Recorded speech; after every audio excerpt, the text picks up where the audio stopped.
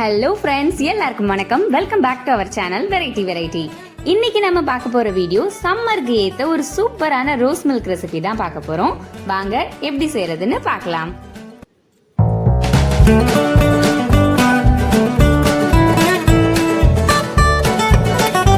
Juicer ஜார்ல 2 class காய்ச்சி ஆற வச்ச பால் சேர்த்திருக்கேன். இதோட 3 ஸ்பூன் சர்க்கரை சேர்த்துக்கலாம்.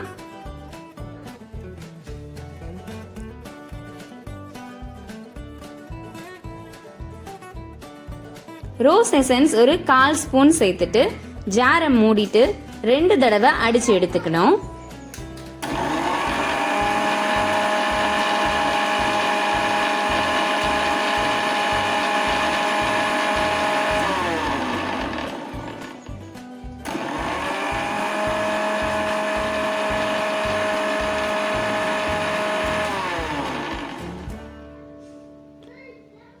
இந்த மாதிரி நல்ல நொர பொங்கி வரணும். இது பாதாம் பிசின், சர்பத்ல எல்லாம் கலந்து சாப்பிடுவோம்ல, அதுதான். இது ஒரு 3 மணி நேரம் நல்லா ஊற வச்சு எடுத்து வச்சிருக்கேன்.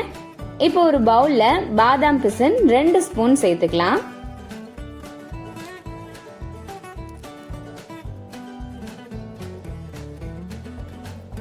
ஜூசர் ஜார்ல அடிச்சு வச்ச ரோஸ் மில்க இதுல ஊத்தி நல்லா கலந்து விட்டுக்கணும்.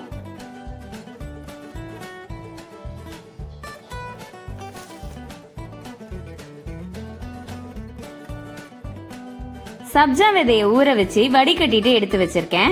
இதுல 1 ஸ்பூன் சேர்த்துக்கலாம்.